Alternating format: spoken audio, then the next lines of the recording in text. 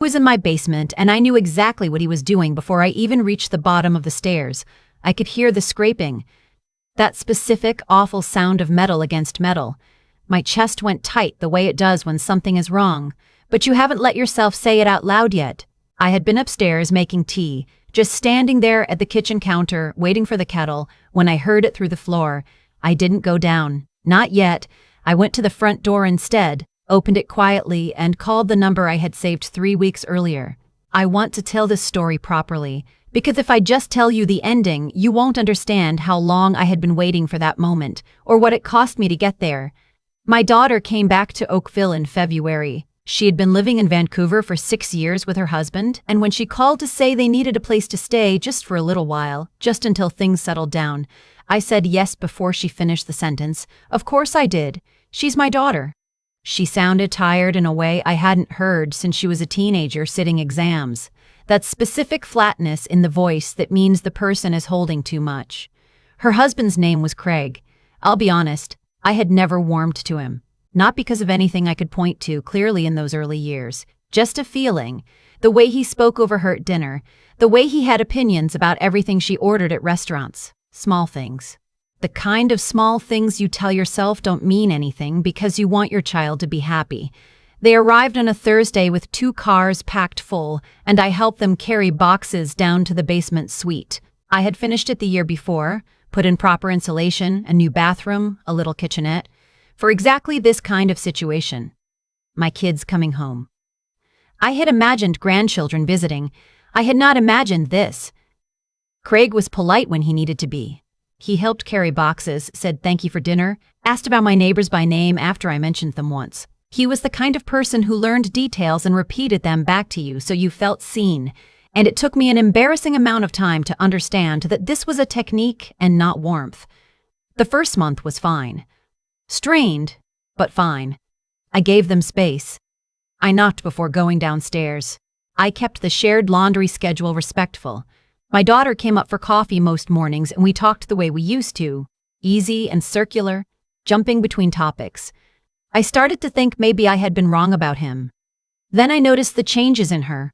Not dramatic changes. Nothing you could photograph. She stopped volunteering opinions at dinner. She started checking her phone mid-conversation, then putting it away with a small apology. She deferred to him constantly. Craig thinks, Craig said. I'll have to ask Craig. In the way you defer to someone you're managing, not someone you love. One afternoon, I made a comment about a documentary I'd been watching, and she started to respond, genuinely animated. And then she glanced toward the basement door and the animation just left her face. I asked her once, carefully, if everything was all right. She said she was tired from the move. I asked her a second time, about 6 weeks in, more directly. I said, I noticed things. I'm your mother. You don't have to protect me from whatever is happening. She cried. Not dramatically. Just her eyes filling up, and her chin doing that thing. It's done since she was 4 years old. She said Craig was going through a hard time, that he'd had some financial problems in Vancouver that weren't entirely his fault, that he needed to feel in control of things while they got back on their feet. She said she just needed me to be patient. I was patient. Craig started asking questions around week 8, casual questions, the kind you don't notice until you add them up. How long had I had the house? What it was worth now, roughly. Just curious. The market had been wild. Whether I had a financial planner or just managed things myself. He asked about my late husband's pension in a way that was technically a question about whether I was comfortable, but was actually something else entirely. I answered vaguely. I had learned over 63 years that vague is underrated. But I started paying attention differently after that. I have a small safe in the basement utility room. I had mentioned it once in passing when they first moved in, just to say that some of my documents were stored down there in case of emergency. I shouldn't have mentioned it. I know that now. A week after Kreit's questions about my finances, I noticed the utility room door had been touched.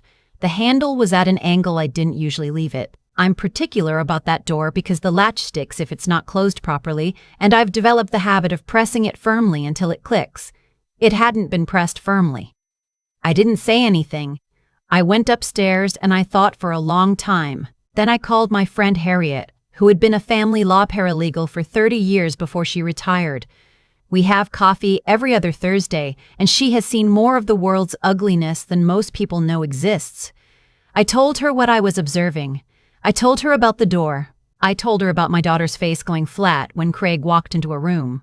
Harriet listened without interrupting, which she is very good at. She said, "Document everything. Dates, times, what was said, what you observed. And if you can get him on record saying things, that's useful. But more importantly, do you have a lawyer?" I called my lawyer the next morning. Her name is Patricia. Not the Patricia from the other stories.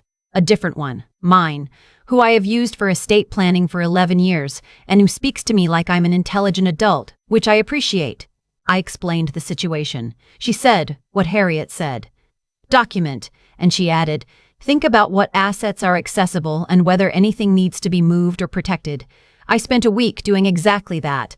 I moved some paperwork. I changed a password. I put a new lock on the utility room door, a proper deadbolt, the kind with a key I kept on my person. Craig noticed. Of course he did. He asked me about it over dinner in that pleasant, curious voice. Said he'd noticed the new lock on the utility room. Was everything all right? He just wanted to make sure things were secure down there. I said I'd had it done as part of general maintenance. The old hardware was aging. He smiled and said that made sense. After that, things moved faster. I started hearing him at night. Not every night, but enough. A creak on the basement stairs at 2 in the morning, the sound of the utility room door being tested. My new lock was solid, but I lay in bed listening and feeling something cold settle in my chest. I want to be clear about what I felt during those weeks, because I think people expect anger, and that wasn't the primary thing. The primary thing was grief. I was grieving the version of this situation in which Craig had just been a difficult son-in-law, someone I learned to manage at holiday dinners for the next 20 years. I was grieving for my daughter, who had built a life with this person and would have to find her way out of it. I was grieving, in an odd way, for the person I'd thought he was, for those first cautious, optimistic months. But grief and action are not opposites. I've been a widow for 9 years. I know that. I called a security company and had 2 small cameras installed, one covering the utility room door, one in the main basement common area. Legally installed on my own property, disclosed to my lawyer. The technician was a young man from Mississauga, who was very professional and didn't ask questions about my situation. The cameras fed to an app on my phone that I could check from anywhere. I also began recording my conversations with Craig. In Ontario, you can legally record a conversation you're a party to. I had confirmed this with Patricia. I kept my phone in my cardigan pocket during dinners and any time we spoke at length. The recordings were instructive. Over 3 weeks, Craig said things that individually could be explained away. That I was getting older and managing this property alone must be exhausting. That the house was too big for one person, really. That my daughter worried about me, that they both did, and had I ever thought about what would happen to the property eventually. He was only asking because he wanted to help plan. He wasn't being morbid. He mentioned twice that he had experience with property management. He mentioned once, carefully, that sometimes the best thing for older parents was to simplify their assets. I recorded all of it. I sent the files to Patricia after each conversation. She called me on a Tuesday afternoon and said, "We have enough for a very uncomfortable conversation, should it come to that." Keep going. I kept going. The night it happened, I had gone to a neighbor's house for dinner and come home earlier than expected. Kathleen, my neighbor, 71 years old, sharp as anything, had developed a headache, and we'd wrapped up by 8:30 instead of 10. I pulled into my driveway and sat in the car for a moment. The lights in my house were all off except the basement. I sat there and I thought, this is the moment. I had already spoken with the local police non-emergency line 2 days earlier. I had explained the situation, given them the recordings, explained that I believed my son-in-law intended to attempt to access my safe without permission, and that I wanted to know my options. The officer I spoke with was thorough and careful. She had given me a direct number. I called that number from my car, sitting in my own driveway, engine off. I said, "I think it's happening now." She said to stay outside and stay calm and that a unit would be there shortly. I waited 17 minutes in that car. I know because I watched the clock. I have never been good at doing nothing, and those 17 minutes were the hardest part of the whole thing. I kept the phone camera open, pointed at my front door. Then the police car came, and then another. 2 officers, both young, both professional, I met them on the driveway and walked them to the front door. I had my key ready. The basement was where I saw it. Craig had gotten through the utility room door. He had clearly been working at it for some time because the frame was damaged in a way that showed patience and repeated effort.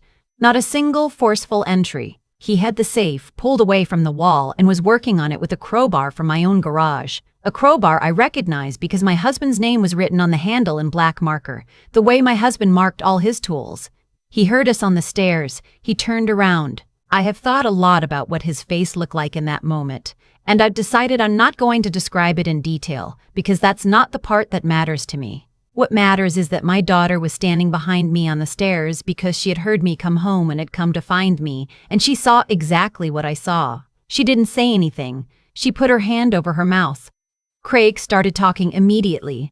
He was very good at talking. He had a story ready. I was amazed even then at how quickly a story appeared. Something about a sound he'd heard. Something about the sound he'd heard. Something about thinking something was wrong with my storage. Something that became less coherent the more the officers looked at the pried open doorframe and the tool in his hand. One of the officers asked him to step away from the safe.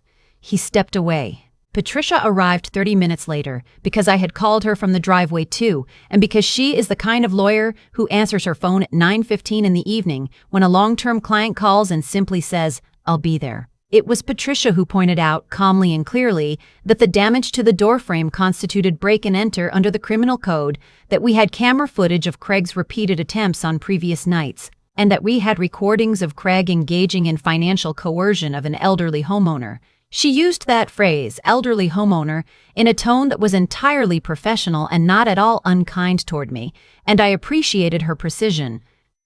Craig was arrested that evening. My daughter sat with me in the kitchen for a long time after the police left.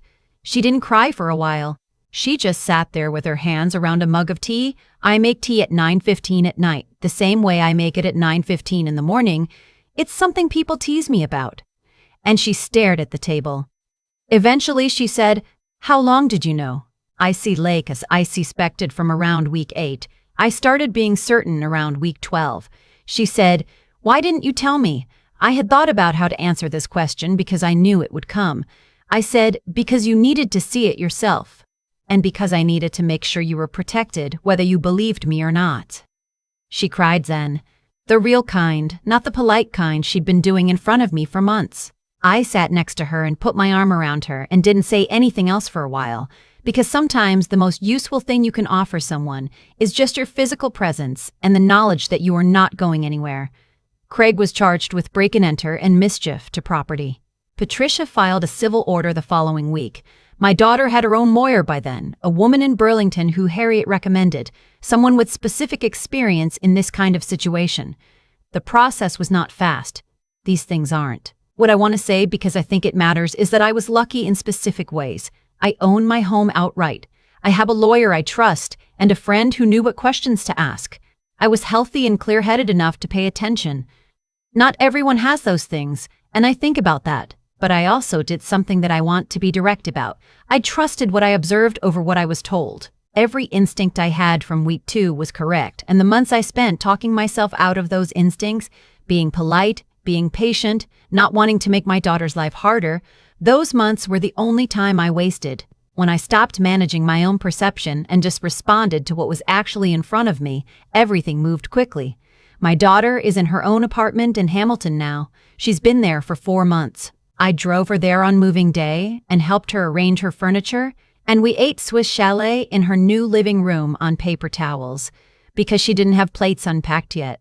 And it was one of the best evenings I've had in years. She called me last Sunday. She said she'd woken up that morning and just felt like herself for the first time in. She didn't know how long. I didn't say anything clever. I just said, "Good. That's exactly right. The house is mine again. Quiet in the evenings, exactly as I like it." I fixed the utility room door frame. I moved the safe to a different location. I kept the cameras, and I kept my husband's crowbar because his name is on the handle and it belongs here.